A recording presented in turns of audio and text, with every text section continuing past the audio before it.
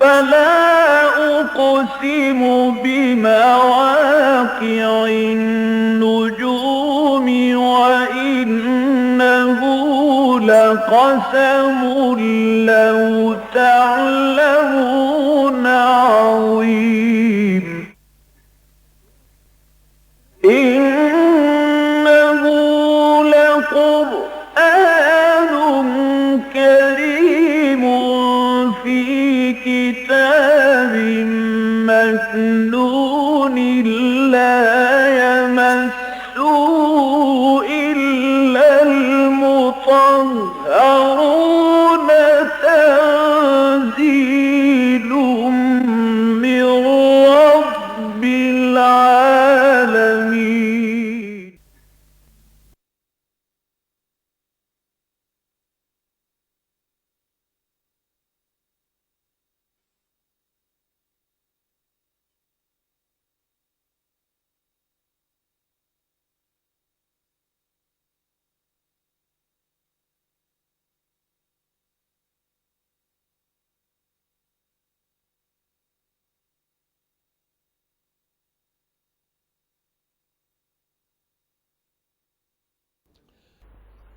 نحمده ونصلي على رسوله الكريم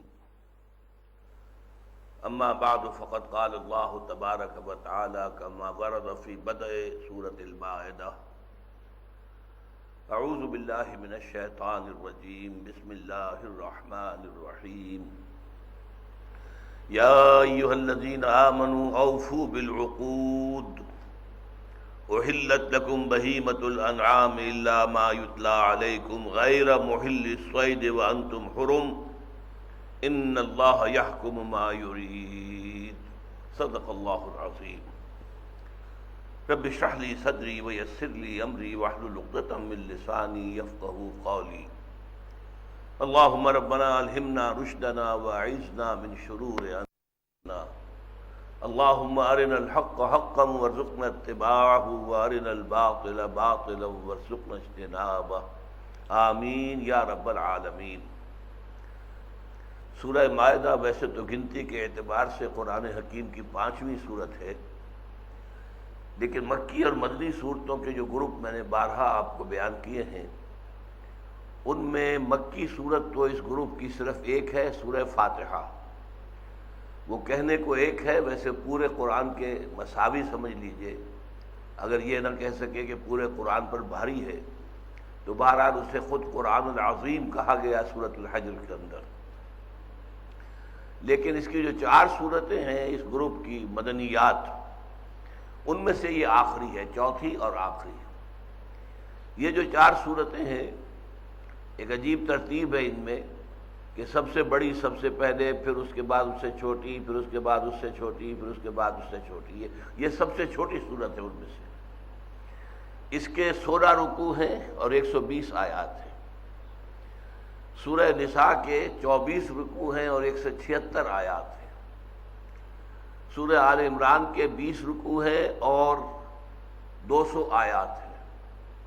اور سورہ بقرہ کے 267 آیات ہیں اور 40 رکوع. پھر یہ بھی بارہا بات سامنے آ چکی ہے کہ قرآن مجید کی اکثر صورتیں جوڑوں کی شکل میں ہیں. چنانچہ سورۃ البقرہ اور سورۃ آل عمران یہ ایک جوڑا ہے. اور حضور صلی اللہ علیہ وسلم نے ایک حدیث میں واضح شدہ الفاظ کے مطابق ان کو ایک نام دیا الزہراوین، 2 نہایت روشن اور تابناک صورتیں. اور فرمایا ہے کہ قیامت کے دن یہ 2 صورتیں 2 بدلیوں کی صورت میں سامنے آئیں گی، ظاہر ہوں گی، جو ان لوگوں پر سایہ کریں گی کہ جو ان سے محبت کرتے تھے. تو سورہ بقرہ اور سورہ آل عمران میں آپ کو نظر آیا کہ دونوں میں ایک بات تو یہ مشترک ہے کہ الف لام میم دونوں صورتیں جو ہیں ان حروف مقطعات سے شروع ہوئی ہیں. پھر دونوں کے آخر میں نہایت عظیم دعائیں ہیں. ربنا لا تؤاخذنا ان نسینا واخطانا، بڑی طویل آیت ہے، طویل دعا ہے. اور سورہ آل عمران کے بھی آخری رکوع میں دعا ہے، 3 آیات پر مشتمل بڑی طویل دعا ہے. پھر یہ کہ ان دونوں میں ایک ورٹیکل ڈویژن ہے، یعنی سورہ بقرہ کے دو حصے ہیں، پہلے حصے میں 18 رکوع ہے، دوسرے میں 22 ہے، وہ ورٹیکل ڈویژن ہو گئی۔ پھر جو 18 رکوع ہیں، 22 رکوع ہیں پہلے حصے کے، ان میں بھی تقسیم یوں ہے کہ پہلے 4 رکوع جو ہیں وہ تمہیدی، پھر 10 رکوعوں میں خطاب اہل کتاب میں سے خاص طور پر بنی اسرائیل سے، پھر 4 رکوع جو ہیں وہ برزخی ہیں، یعنی تحویل قبلہ جو علامت تھی اس بات کی کہ سابقہ امت جو ہے معزول ہو کر اب ایک نئی امت اس کی جگہ آ رہی ہے، اس کے لیے علامت کے طور پر تحویل قبلہ، وہ مضمون جو ہے ان 4 رکوعوں میں آیا ہے۔ اس طریقے سے گویا کہ 18 رکوع، اس کے بعد جو ہے پھر 22 رکوع آتے ہیں، اور 22 رکوعوں کے اندر 3 مضامین کے جو دھاگے ہیں ایک دوسرے سے بٹے ہوئے، یہ بارہا میں عرض کر چکا ہوں۔ سورہ آل عمران میں بھی ورٹیکل ڈویژن موجود ہے، پہلے حصے میں 10 رکوع ہیں،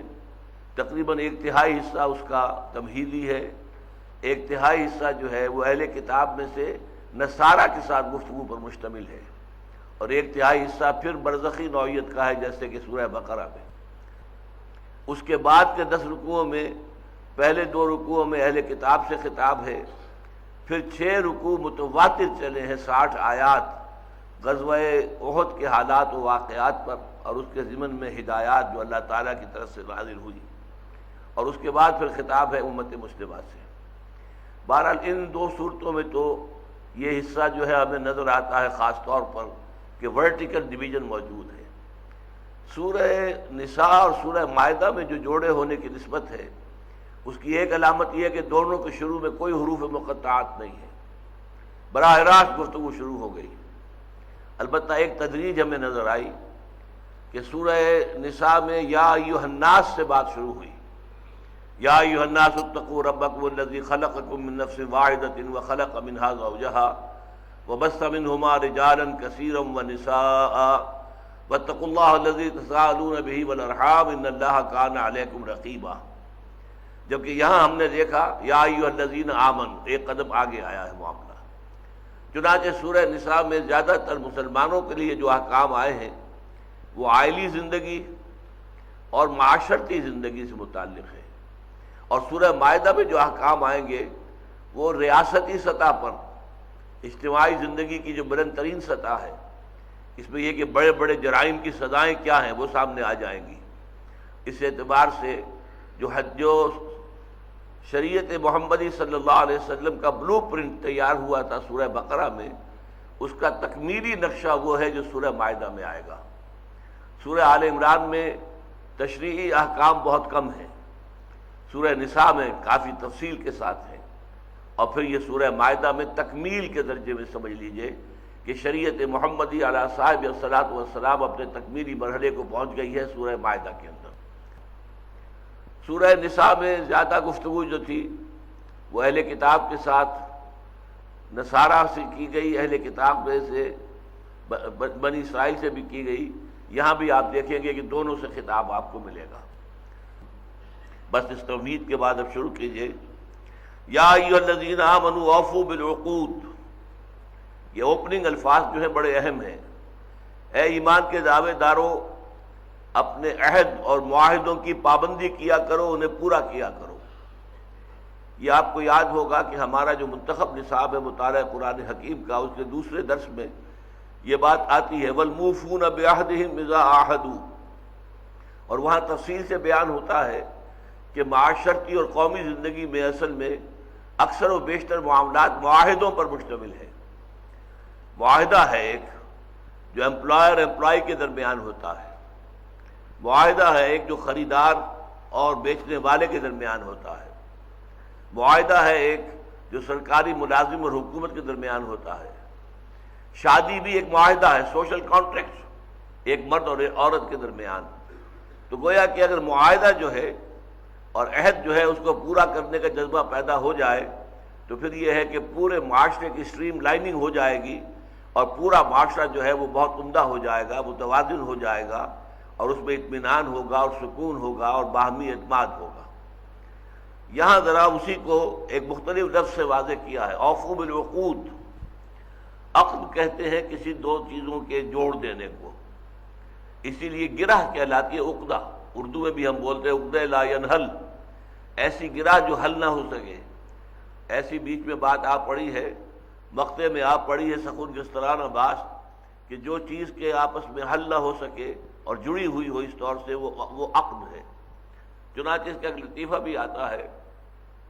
کہ عرب میں آپ کو معلوم ہے جو لوگ باہر کے ہیں اور وہ ملازمت کرتے ہیں، ان کا ہر سال کانٹریکٹ جو ہے رینیو ہوتا ہے۔ تو ایک پاکستانی ملازم جو وہاں تھے وہ چھٹی پر آئے اور پیچھے ان کے ایک لیٹر آ گیا تجدید عقد کا، کہ تمہارا جو معاہدہ تھا ہمارا اس کو تازہ کرنا ہے، تو یہ تجدید عہد کے فارم دیے جا رہے ہیں، تو پر کر کے بھیج دو۔ وہ کہیں بیوی نے دیکھ لیا عقد اور تجدید عقد، اب عقد ہمارے ہاں تو صرف ایک بات کے لیے بولا جاتا ہے، نکاح کا عقد، عقد نکاح، اس لیے وہ اس کے پیچھے پڑ گئے کہ یہ تم نے کیا کیا ہے، وہاں پر تم نے کوئی اور شادی کر لی ہے۔ تو عقد جو ہے اصل میں عربی زبان میں کسی بھی معاہدے کو دو فریق جس کے اندر جڑ جائیں وہ عقد ہے۔ تو وفوا بالعقود وہی بات ہو گئی، والموفون بعہدہم اذا عاہدوا، جب بھی کوئی معاہدہ طے ہو جائے، کوئی معاملہ طے ہو جائے، کوئی بات آپ کے مابین طے ہو جائے تو پھر اس کو پورا کرنا لازم ہے۔ یہ گویا کہ عام انسانی معاشرے اور عام انسانی نظام جو ہے دنیا میں، اس کے اعتبار سے بہت اہم چیز ہے، اور اس میں خاص طور پر آگے چل کر آ جائے گا کہ در حقیقت دین بھی ایک معاہدہ ہے اللہ کے ساتھ۔ جیسے کہ ہم سورہ فاتحہ میں پڑھتے ہیں ایاک نعبد و ایاک نستعین، اے اللہ ہم تیری ہی بندگی کرتے ہیں اور کرتے رہیں گے، اور تجھ ہی سے مدد مانگتے ہیں اور مانگتے رہیں گے، یہ بھی ایک معاہدہ ہے۔ تو اسی لیے میثاق کہا گیا ہے، میثاق الذی واثقکم بہ، یہ اگلے رکوع میں یہ آیت آ جائے گی کہ مسلمانوں یاد رکھو اب اس میثاق کو جس میں کہ اللہ نے تمہیں باندھ لیا ہے، اس لیے کہ تم نے شریعت کا اقرار کیا، تم نے کہا سمعنا واطعنا، ہم نے سنا اور ہم نے اطاعت قبول کی، تو اب اس کی باس پرس ہوگی۔ تم اگر کسی معاملے میں اللہ کے حکم کو توڑتے ہو تو گویا کہ اس عہد کی خلاف ورزی کر رہے ہو۔ اس لیے دین کا معاملہ جو ہے، شریعت کا معاملہ، شریعت بھی بندے اور اللہ کے درمیان ایک معاہدہ ہے، ایک عقد ہے، ایک کانٹریکٹ ہے، ایک میثاق ہے، لہذا اس کا پورا کرنا ضروری ہے۔ جیسا کہ میں نے عرض کیا تھا، چونکہ شریعت کے تکمیلی احکام اس صورت میں آ رہے ہیں، لہذا اس کے لیے موزوں ترین عنوان یہی الفاظ ہیں، یا ایھا الذین آمنوا اوفوا بالعقود۔ اس کے بعد ایک ذرا جزوی سا مسئلہ ہے جس کو لیا گیا، احلت لکم بہیمۃ الانعام الا ما یتلی علیکم، تمہارے لیے حلال کیے گئے ہیں چوپائے، مویشیوں کی قسم کے تمام چوپائے۔ یہاں ذرا سمجھ لیجئے، انعام جو ہیں عرب میں صرف 4 جانوروں کو کہتے تھے، بکرا اور بکری، یہ گویا کہ آپس میں یہ 2 کا جوڑا جو ہے،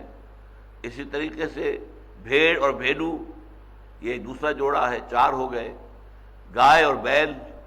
6 ہو گئے، اور اس کے ساتھ اونٹ اور اونٹنی 8 ہو گئے۔ ثمانیت ازواج، یہ سورہ انعام کے اندر آیا ہے، ثمانیت ازواج، یہ 8 ہیں جو جوڑوں کی شکل میں ہے، ان کو کہتے ہیں انعام، یہ عام مویشی ہے۔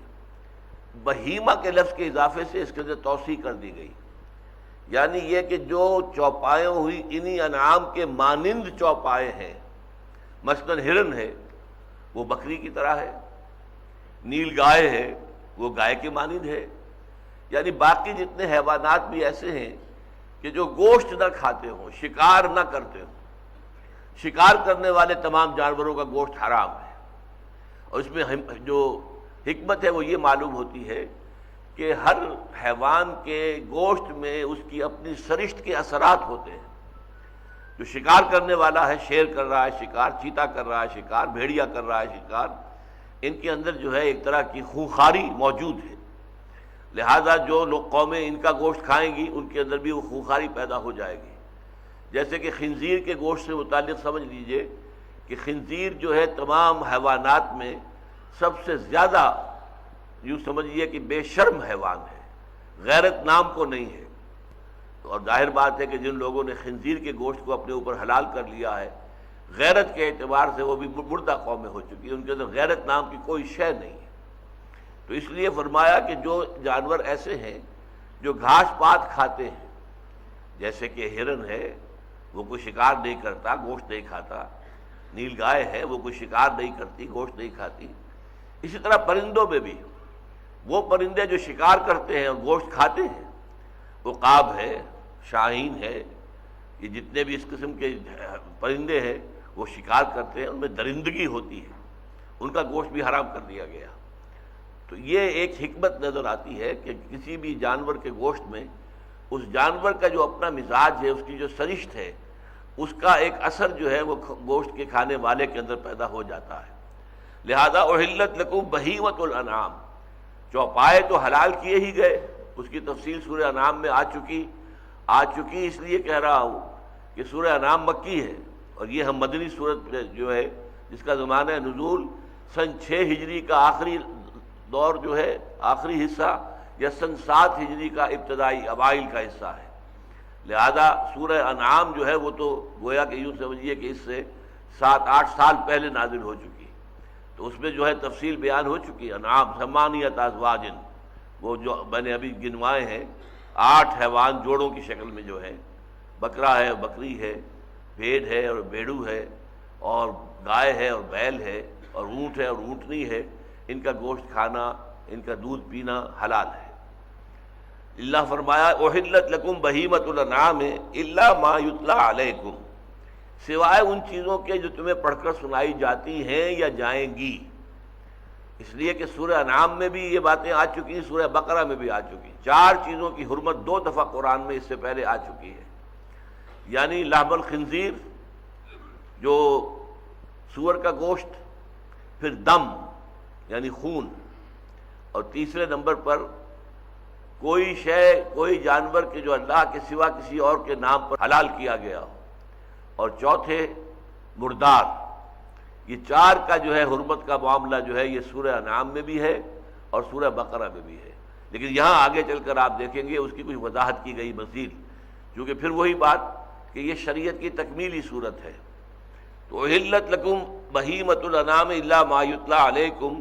غیر محل الصید وانتم حرم، اس میں ایک تو وہ چیزیں مستثنیٰ ہو گئیں جن کا ذکر آگے کیا جائے گا، اور دوسری شرط یہ ہے کہ نہ شکار کرتے ہوئے اس حال میں کہ تم احرام میں ہو، اگر تم احرام کی حالت میں ہو تو شکار نہیں کر سکتے، چاہے ہرن صاف نظر آ رہا ہے، پاس ہی بیٹھا ہوا ہے، آپ ایک تیر چلائیں تو وہ جو ہے ہلاک ہو جائے گا یا آپ کے وہ زخمی ہو جائے گا، آپ اسے جا کر ذبح کر دیں گے، لیکن نہیں، اجازت نہیں ہے۔ ہاں یہ نرمی کی گئی ہے، صرف سمندری جو حاجی ہوں یا عمرے کے لیے جا رہے ہوں سمندر کے راستے سے،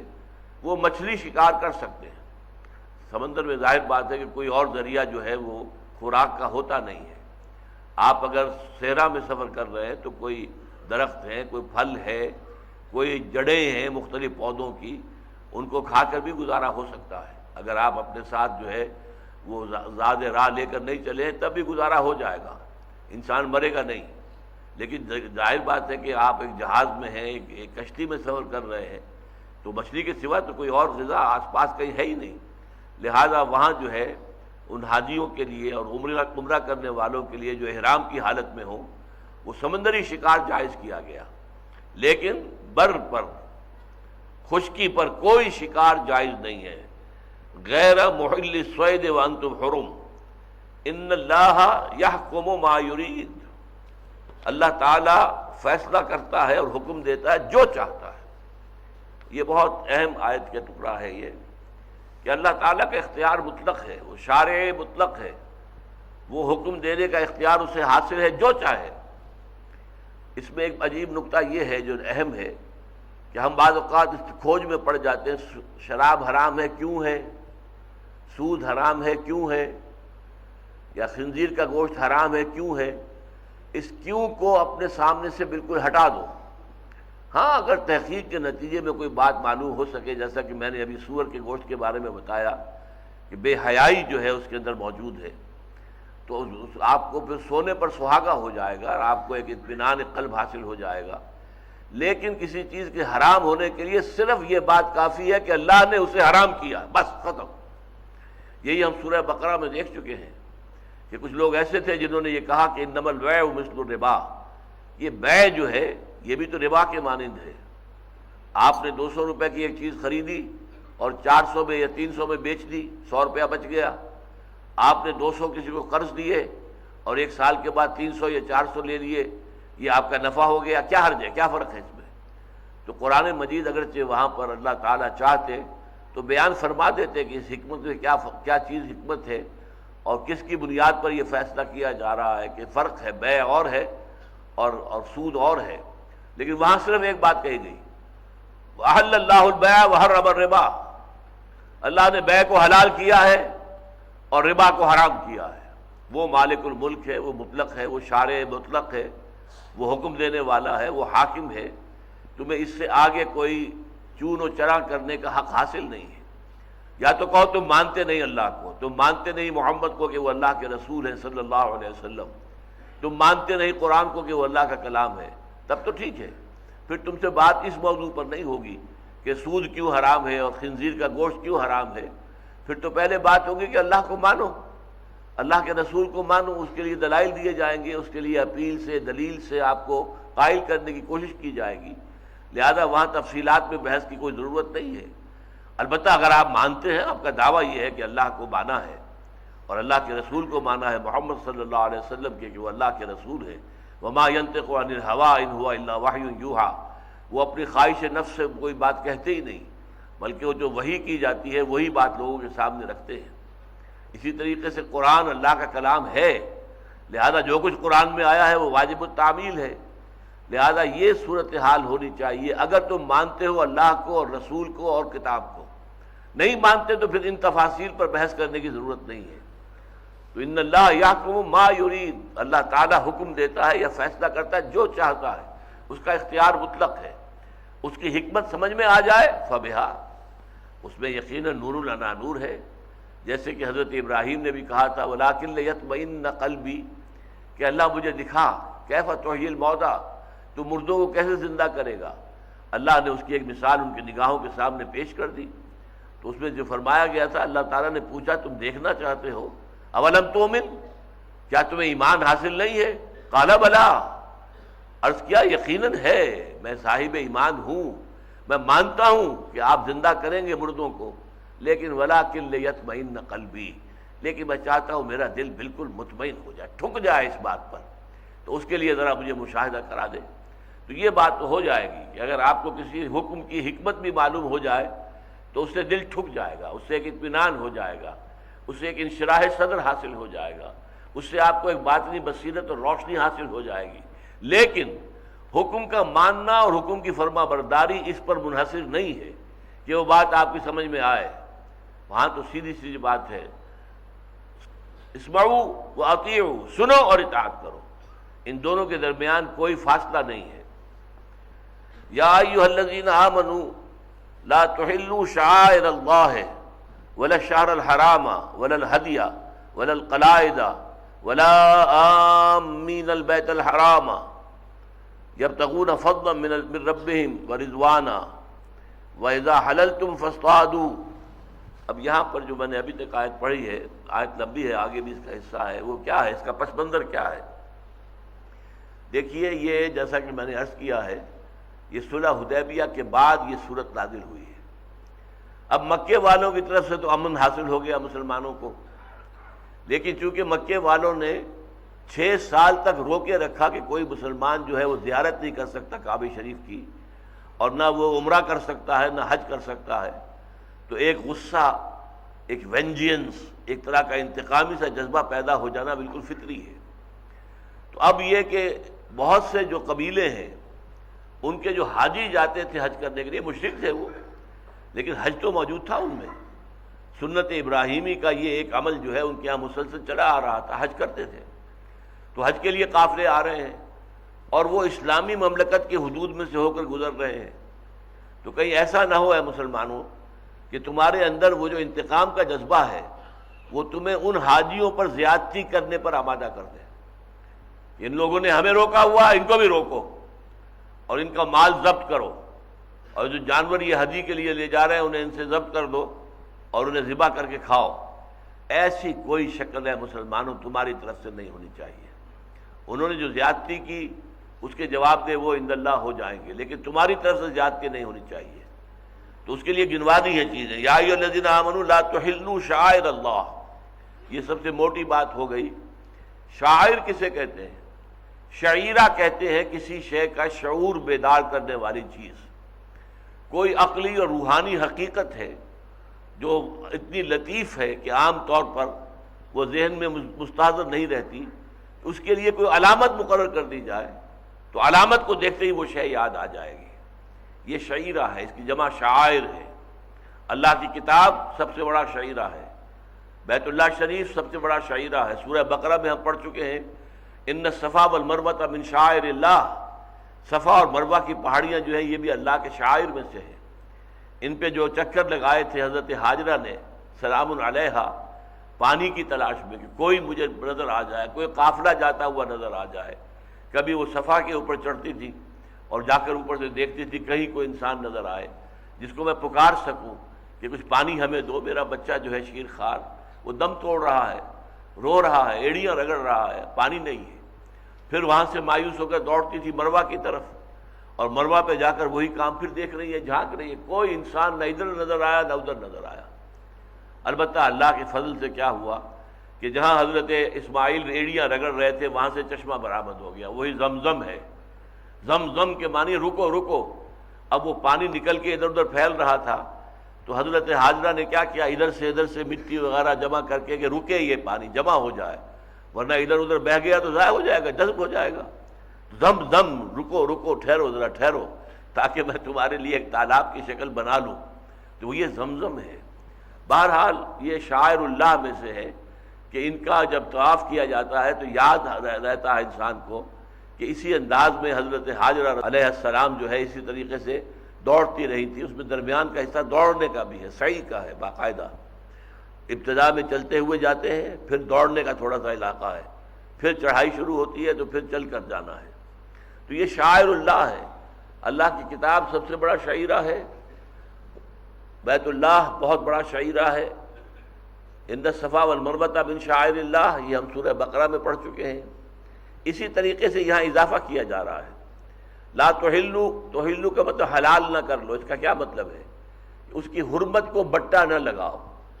جو شاعر ہیں ان کی تعظیم، ان کی عزت ہو، اس کا احترام ہو، ان کی تعظیم کی جائے۔ تو لا تحلوا شعائر اللہ، اللہ کے شاعر کی حرمت کو بٹا نہ لگاؤ، ان کے احترام کو بٹا نہ لگاؤ۔ ولا الشہر الحرام، اسی طرح کا ایک شعیرہ ہے شہر حرام، یعنی وہ مہینے کے جن میں لڑائی حرام ہے۔ 3 مہینے حج کے لیے ہوتے تھے، ذی قعدہ، ذی الحج اور محرم،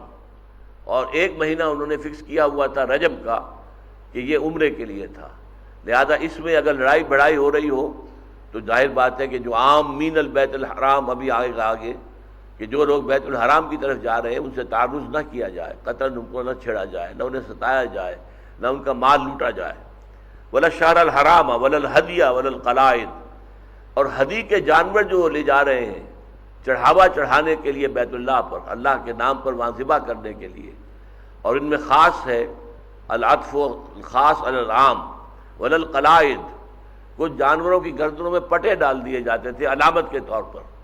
تو ہدی کا جانور تو کوئی بھی ہے جس کے لیے کہ نیت کی ہوئی ہے کہ اسے بیت اللہ پر جا کر اس کو وہاں پر حلال کرنا ہے،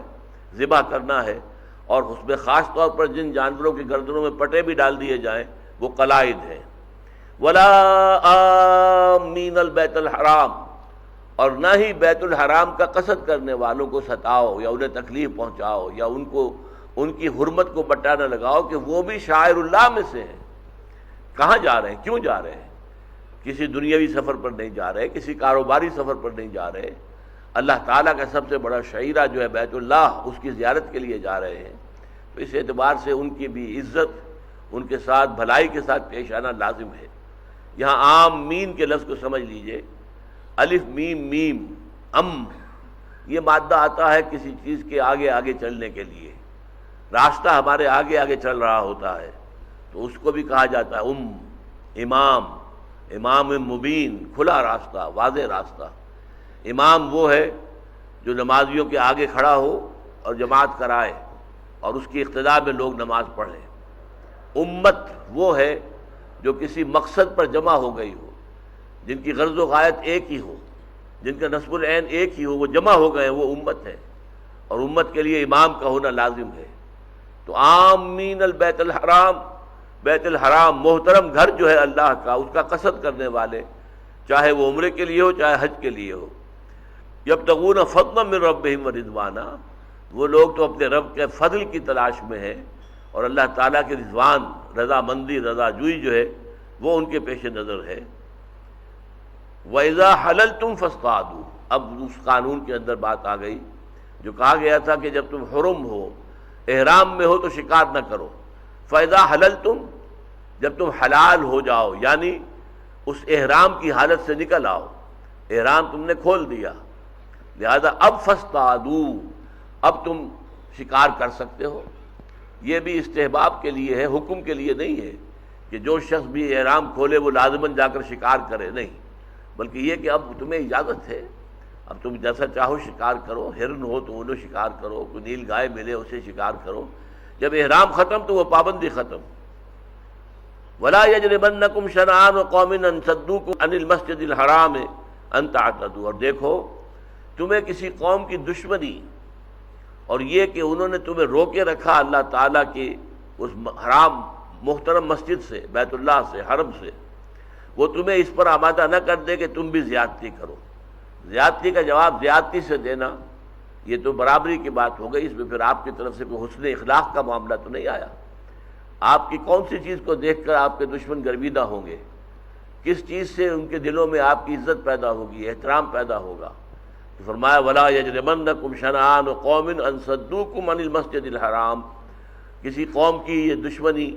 کہ اس نے تمہیں روکے رکھا ہے، اب بھی روکے رکھا ہے، یعنی صلح حدیبیہ کے موقع پر بھی روکے رکھا۔ حضور تو 1400 صحابہ کے ساتھ گئے تھے تو عمرے کی نیت تھی،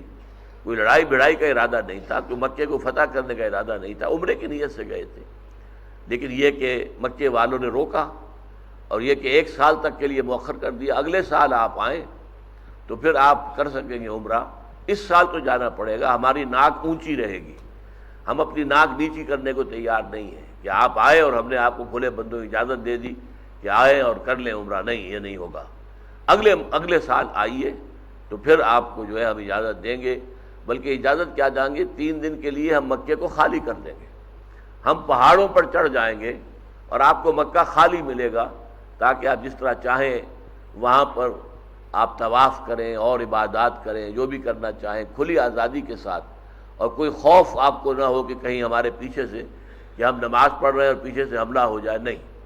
بلکہ معاہدہ یہ تھا کہ پورے امن اور اطمینان کے ساتھ،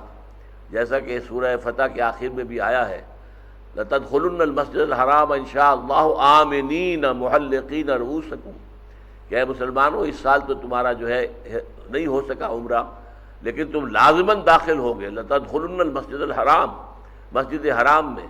پورے اطمینان کے ساتھ، آمنین، پورا امن تمہیں حاصل ہوگا، کوئی خوف نہیں ہوگا، لا تخافون، تو یہ اس طرح کا معاملہ۔ لیکن اس وقت جب کہ ہم یہ آیات پڑھ رہے ہیں، جب یہ نازل ہوئی ہیں، اس وقت تک تو معاملہ یہی تھا کہ وہ جو تسلسل چلا آ رہا تھا، جو 6 سال سے مسلمانوں کو روکے رکھا گیا تھا کہ وہ بیت اللہ کی زیارت نہیں کر سکتے، طواف نہیں کر سکتے، وہی عمل اس سال بھی جاری رہا، اور 1400 صحابہ کو وہیں پر اپنے احرام کھول کر اور جو قربانی کے جانور ساتھ تھے انہیں ذبح کرنا پڑا۔ تو فرمایا وَلَا يَجْرِمَنَّكُمْ شَنَآنُ قَوْمٍ أَن صَدُّوكُمْ عَنِ الْمَسْجِدِ الْحَرَامِ، تو تمہیں آمادہ نہ کر دے کسی قوم کی دشمنی کہ انہوں نے روکے رکھا تمہیں مسجد حرام سے، ان تعتدوا، کہ تم زیادتی کرو، زیادتی مت کرو۔ تمہاری طرف سے آگے اصول آ رہا ہے، بہت ہی قیمتی ذری اصول، وَتَعَاوَنُوا عَلَى الْبِرِّ وَالتَّقْوَىٰ وَلَا تَعَاوَنُوا عَلَى الْإِثْمِ وَالْعُدْوَانِ، تعاون کرو نیکی کے کاموں پر اور تقویٰ کے کاموں پر، ولا تعاونوا، اور نہ تعاون کرو علی الاسم والعدوان، کسی گناہ کے کام پر یا ظلم کے کام پر۔ یعنی یہ کہ چاہے وہ مشرک ہیں لیکن جو حج کے لیے جا رہے ہیں تو یہ تو ایک اچھا عمل ہے، یہ سنت ابراہیمی میں سے تسلسل کے ساتھ چلا آ رہا ہے، لہذا ان کے ساتھ معاملہ جو ہے تعاون کا ہونا چاہیے، نہ صرف یہ کہ انہیں غضب نہ پہنچاؤ، انہیں تکلیف نہ پہنچاؤ، انہیں لوٹو نہ، انہیں قتل نہ کرو، بلکہ یہ کہ ان کی دعوت کرو، ان کو کھلاؤ، ان کا اہتمام کرو، ان کو ضیف کی حیثیت سے رکھو، یعنی صرف یہ کہ ان کو چھوڑے نہیں رکھنا ہے بلکہ ان کی خدمت کرنی ہے۔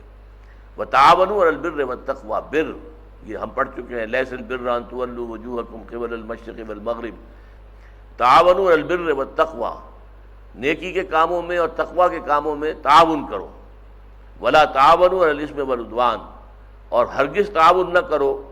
گناہ کے کاموں میں اور زیادتی کے کاموں میں، واتقوا اللہ، اور اللہ کا تقوی اختیار کرو، ان اللہ شدید العقاب، یقیناً اللہ تعالیٰ سزا دینے میں بہت سخت ہے۔ عقاب بنا ہے عقب سے، عقب پیچھے کو کہتے ہیں، عاقبت، آخرت کو عاقبت بھی کہا جاتا ہے، آخرت دنیا کے مقابلے میں جو پیچھے آئے گی، بعد میں آئے گی، وہ آخرت ہے۔ عاقبت یہ بھی پیچھے آنے والی شے ہے، تو عاقبت بھی ہم اسے کہتے ہیں۔ عاقبت اندیش، جو شخص کے خیال رکھتا ہو، لحاظ رکھتا ہو بعد میں نکلنے والے نتائج کا۔ تو یہاں پر فرمایا عقاب، اللہ تعالیٰ جو ہے سزا جب دیتا ہے تو یہ کسی عمل کا نتیجہ ہوتا ہے جو اس عمل کے بعد ملتا ہے۔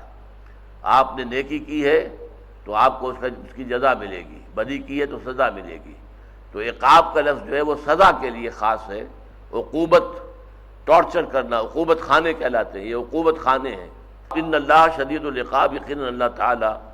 بہت سخت ہے سزا دینے میں۔ حرمت علیکم المیتہ، اب یہ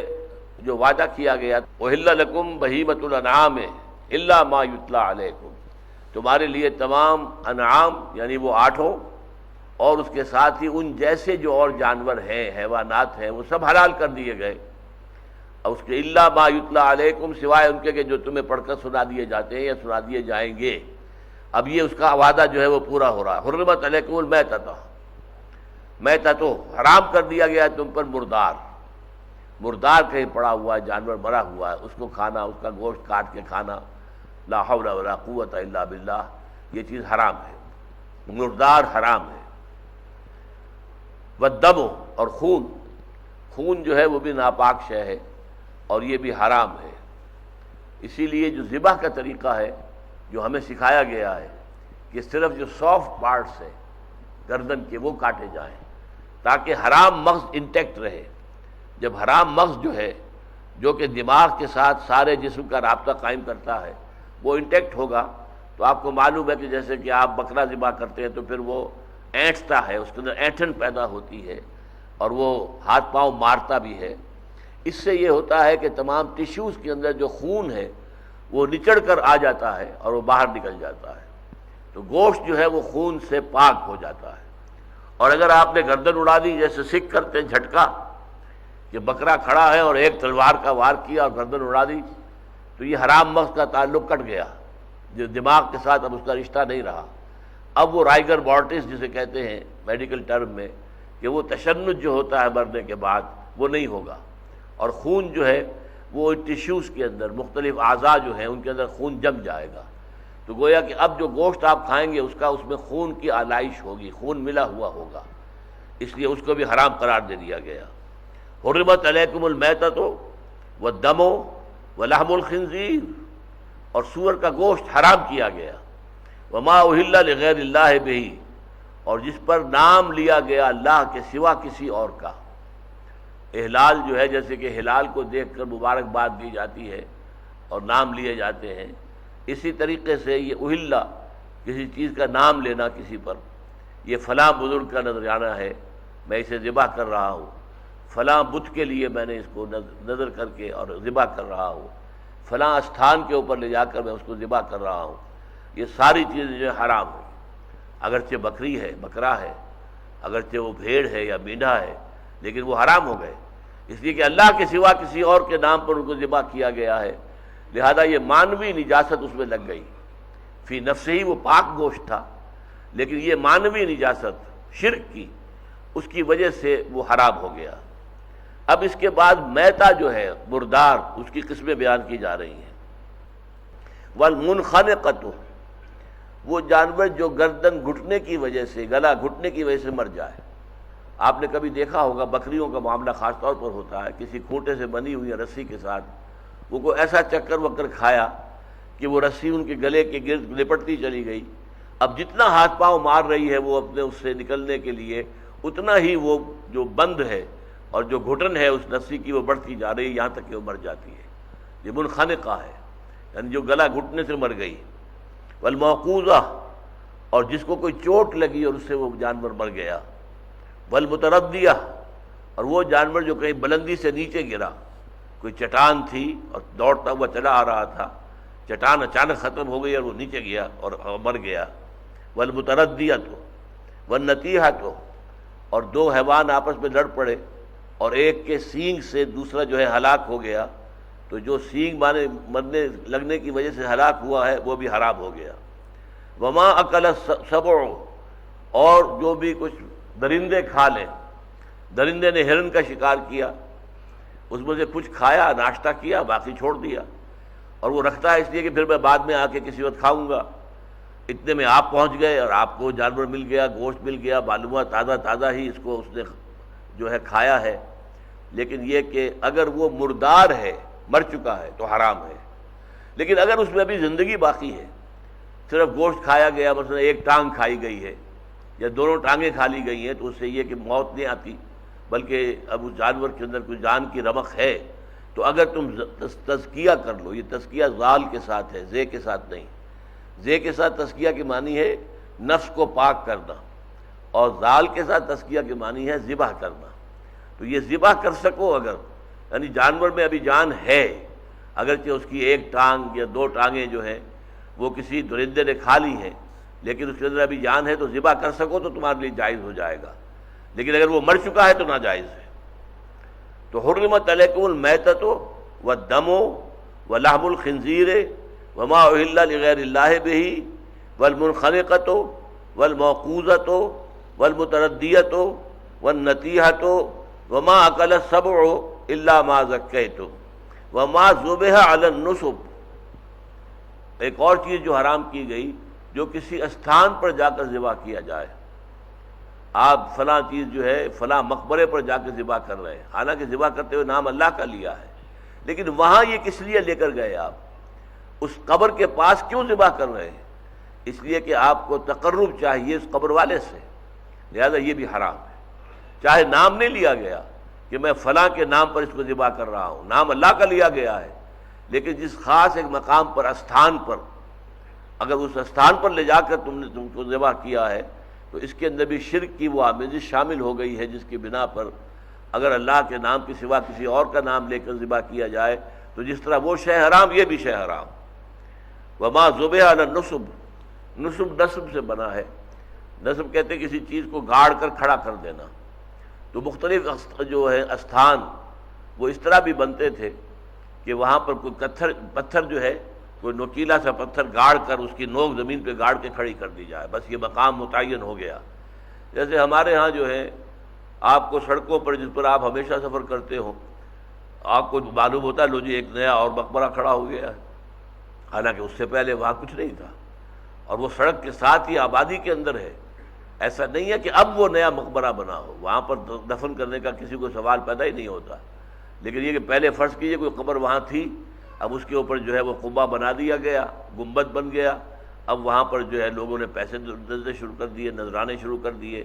اگر وہاں پر جا کر لے جا کر بکرے کو ذبح کیا گیا تو اس بکرے کا گوشت حرام ہو جائے گا۔ وما ذبح علی النصب وان تستقسموا بالازلام، اس کے دو ترجمے ہیں، اور یہ شے بھی تم پر حرام کی گئی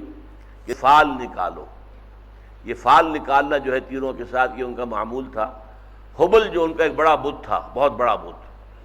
اس کے پاس جو ہے وہ 7 تیر رکھے رہتے تھے، ہر تیر پر کچھ لکھا ہوا ہے، یہ کام صحیح ہے تم کر لو، یہ کام صحیح نہیں ہے مت کرو، وغیرہ وغیرہ۔ تو پھر یہ ہے کہ وہ جا کر جو بھی پجاری تھا اس کی مٹھی گرم کرتے تھے، پھر اس کو کہتے تھے کہ فلاں مسئلے میں ہمیں معلوم کرنا ہے، تو وہ قسمت کا معاملہ کہ یہ چیز اچھی ہے یا نہیں ہے،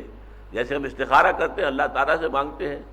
ان کنت تعلم ان ھذا الامر خیر لی فی دینی و معاشی و عاقبۃ امری فاقدرہ لی ویسرہ لی وبارک لی فیہ وان کنت تعلم ان ھذا الامر شر لی فی دینی و معاشی و عاقبۃ امری فاصرفہ عنی واصرفنی عنہ واقدر لی الخیر حیث کان ثم ارضنی بہ۔ اے اللہ، اگر تیرے علم میں ہے کہ یہ کام میرے لیے اچھا ہے، دنیا کے اعتبار سے بھی اور عاقبت کے اعتبار سے بھی بہتر ہے، مفید ہے، تو اس کے لیے میرے دل کو کھول دے اور اس کام کو میرے لیے آسان کر دے، اور اگر تیرے علم میں یہ ہے کہ یہ کام برا ہے اس کا نتیجہ میرے حق میں اچھا نہیں نکلے گا دنیا میں یا آخرت میں، تو پھر اس کو مجھ سے دور کر دے، مجھے اس سے دور کر دے، اور میرے لیے تو خیر ہی کا فیصلہ کر دے، جو بھی خیر ہو اس کا فیصلہ فرما دے، اور پھر اس پر مجھے راضی بھی کر دے، میرا دل بھی ٹھک جائے، دل مطمئن ہو جائے۔ تو یہ دعا ہے، یہ اللہ سے کرنا، یہ توحید کی ایک بہت بڑی علامت ہے، اور اسی لیے حضور نے فرمایا ہے، صحابہ نے فرمایا ہے کہ ہمیں یہ دعا استخارہ حضور نے ایسے سکھائی جیسے کہ قرآن مجید سکھایا، یعنی قرآن مجید جیسے لفظ بلفظ اللہ تعالیٰ کے رسول صحابہ کو سناتے تھے، یاد کراتے تھے، اسی طرح یہ دعا بھی اللہ تعالیٰ کے رسول نے ہمیں لفظ بلفظ یاد کرائی ہے جیسے کہ قرآن۔ تو یہ دعا استخارہ بہت اہم ہے، اور یہ لوگوں کو یاد ہونی چاہیے۔ اکثر معاملات میں آدمی مذبذب سا ہو جاتا ہے کہ دونوں راستے ٹھیک ہیں، لیکن کون سا بہتر ہے، کس کو میں اختیار کروں؟ دو رشتے آئے ہوئے ہیں بیٹی کے لیے، اب دونوں کے اندر بظاہر کوئی خرابی نہیں ہے، دونوں تقریباً یکساں سے نظر آ رہے ہیں، ان میں سے کون سا بہتر ہے، کیسے فیصلہ کروں؟ تو اس میں استخارہ ہے، استخارہ کیجئے، اللہ تعالیٰ سے مانگیے، فیصلہ اللہ سے مانگ لیجئے، اپنے معاملے کو اللہ کے حوالے کیجئے، اللہ تیرے حوالے کر رہا ہوں، تو جو چیز بہتر ہے میرے لیے اس کے لیے میرے دل کو کھول دے اور میرے دل کو مطمئن کر دے، اور جو چیز اچھی نہیں ہے اس کو مجھ سے دور کر دے، مجھے اس سے دور کر دے۔ وہی کام وہ کرتے تھے بتوں کے ساتھ، حبل کے ساتھ، کہ وہ تیر رکھے ہوئے ہیں، ان تیروں کو پھر جو ہے وہ جب پجاری کو جو ہاتھ گرم کر دیا گیا، مٹھی گرم کر دی گئی، تو اب وہ جو ہے اس سے فال نکالتا تھا، تو تیر جو نکلا اس پر لکھا ہوا کہ یہ کام اچھا نہیں ہے، مت کرو، بس یہ فیصلہ ہو گیا۔ تو یہ اس قسمت کا حال معلوم کرنے کے لیے، اور ایک اس کا مطلب یہ ہے کہ تقسیم نہ کیا کرو تیروں کے ذریعے سے، وہ جیسا کہ سورہ بقرہ میں ہم نے پڑھا ہے کہ جہاں پہ شراب اور جوئے کی بات آئی ہے، یسألونک عن الخمر والمیسر، تو اس میں فرمایا گیا ہے کہ ان دونوں میں کچھ بھلائیاں بھی ہیں لیکن برائی زیادہ ہے، وَإِسْمُهُمَا أَكْبَرُ مِن نَفْعِهِمَا۔ تو اس میں ایک بات نوٹ کریے کہ وہاں کیا کرتے تھے لوگ، شراب پی کے اس کے نشے میں کسی کا اونٹ پکڑا اور ذبح کر دیا، اب اس کا مالک آیا روتے ہوئے تو منہ مانگے دام دے دیے اس کو، اچھا لو بھائی تم اتنے 100 درہم مانگتے ہو، یہ لے لو، تمہارا اونٹ جو ہے وہ ہم نے ذبح کر دیا ہے۔ اچھا اس کے بعد اس کا گوشت تیار ہو گیا، ڈھیریاں بن گئیں، اب ان ڈھیریوں کے اوپر جوا کھیلتے تھے، اور جوئے کے لیے تیروں کا استعمال کرتے تھے، ان تیروں کے ذریعے سے طے کرتے تھے کہ کون سا ڈھیری کس کی ہے، اور ظاہر بات ہے جس کو ڈھیری مل گئی پھر وہ اسے فقراء کو کہتا تھا لو لے جاؤ کھاؤ، گویا کہ اپنی سخاوت کا ڈنکا بجاتا تھا۔ یہ چیز بھی حرام کر دی گئی کہ تم تقسیم کرو تیروں کے ذریعے سے، یا تم قسمت معلوم کرو پانسے کے تیروں کے ذریعے سے۔ ذالکم فسق، یہ تمام چیزیں جو ہے یہ بہت گناہ کی ہیں۔ یہ فسق یہاں پر صرف عام معنی میں نہیں ہے کہ ہم فاسق کہتے ہیں اس آدمی کو کہ جو کچھ گناہ گار ہے لیکن ظاہر بات ہے مسلمان ہے، لیکن یہ فسق کا لفظ جو ہے وہ قرآن مجید میں شدید ترین معنی میں بھی آیا ہے، چنانچہ ابلیس کے لیے آیا ہے کان من الجن ففسق عن امر ربہ، وہ جنات میں سے تھا تو اپنے رب کے حکم سے نکل بھاگا، اس نے بغاوت کی، اس نے سرکشی کی۔ تو بغاوت اور سرکشی اللہ کے خلاف کرنا گویا کہ جو سب سے بڑا جرم ہو سکتا ہے، فسق کے معنی یہ بھی ہے۔ ذالکم فسق، یہ ساری چیزیں گناہ کے اور بڑے گناہ کے کام ہیں۔ الیوم یئس الذین کفروا من دینکم فلا تخشوہم واخشونی، یہ بھی بہت اہم الفاظ ہیں۔ آج الیوم سے مراد کوئی ایک دن مقرر نہیں ہے، بلکہ اب صورت یہ ہو گئی ہے، یعنی صلح حدیبیہ کے بعد، کہ صلح حدیبیہ کا مطلب کیا تھا کہ قریش نے مسلمانوں کو تسلیم کر لیا، they are a power to reckon with, اب مسلمانوں کو ماننا پڑے گا۔ جب صلح آپ کرتے ہیں کسی سے تو گویا کہ آپ نے اسے تسلیم کیا ہے، وہ ایک پارٹی ہے، اور جب آپ ان کے درمیان صلح ہو رہی ہے تو گویا کہ دو پارٹیز کے درمیان صلح ہو رہی ہے۔ اس سے پہلے وہ حضور کو تسلیم کرنے کو ہی تیار نہیں تھے، لیکن صلح حدیبیہ میں جب ایک صلح ہوئی ہے حضور سے تو گویا کہ انہوں نے تسلیم کر لیا کہ ہاں محمد صلی اللہ علیہ وسلم اور ان کے رفقاء رضی اللہ تعالی عنہم اجمعین، محمد الرسول اللہ والذین معہ، اب یہ ایک طاقت ہے، ان کو ماننا تسلیم کرنا پڑ رہا ہے۔ تو فرمایا کہ اب صورت یہ ہو چکی ہے کہ کفار تمہارے دین سے مایوس ہو چکے ہیں۔ الیوم یئس الذین کفروا من دینکم، کس اعتبار سے مایوس ہو چکے؟ ایک تو اس اعتبار سے مایوس ہو چکے کہ ہم اس دین کو اب ختم نہیں کر سکتے، اب یہ ہمارے سطح سے، ہماری حدود سے باہر نکل چکا، ہمارے حد امکان سے باہر نکل چکا، اب اسے جو قوت حاصل ہو چکی ہے، جو تمکن حاصل ہو چکا ہے، اب کوئی امید نہیں ہے کسی ریموٹ انداز میں بھی کہ ہم اس دین کو ختم کر سکیں۔ یہ تو بڑھے گا، پھیلے گا، پھولے گا، پھلے گا۔ اور دوسرے یہ کہ ہم ان میں سے کسی کو بھی واپس نہیں کلیم کر سکتے۔ یہ بڑے پختہ ہیں، بڑے مضبوط ہیں، اپنے دین پر، اپنے ایمان پر یہ بہت مضبوطی کے ساتھ جمے ہوئے ہیں، لہذا ان میں سے کسی ایک کے بارے میں بھی توقع نہیں ہے کہ وہ واپس اپنے آبائی دین میں آئے گا۔ تو الیوم یئس الذین کفروا من دینکم۔ اچھا، اب ایسی حالت میں جب کوئی لوگ آ جاتے ہیں تو جھنجھلاہٹ میں ہو سکتا ہے کوئی قدم اٹھائیں۔ یہ جھنجھلاہٹ جو ہے یہ بھی انسان سے، عقل سے ماوراء کوئی قدم اٹھوا دیتی ہے۔ تو فرمایا یہ جھنجھلاہٹ ان کی شاید کو ظاہر ہو جائے، لیکن گھبراؤ نہیں، فلا تخشوہم واخشونی، تو تم ان سے اب نہ ڈرو، بالکل اب ان کا خوف دل سے نکال دو۔ وہ مایوس ہو چکے ہیں اس سے کہ وہ اسلام کا راستہ روک سکیں گے، اور مایوس ہو چکے ہیں اس سے کہ وہ کسی مسلمان کو واپس اپنے آبائی دین میں لے جا سکیں گے۔ فلا تخشوہم واخشونی، ہاں کوئی جھنجھلاہٹ میں ان کی طرف سے کوئی اقدام ہو تو ڈرو نہیں، مت خوف کھاؤ ان سے، خوف کھاؤ میرا۔ الیوم اکملت لکم دینکم۔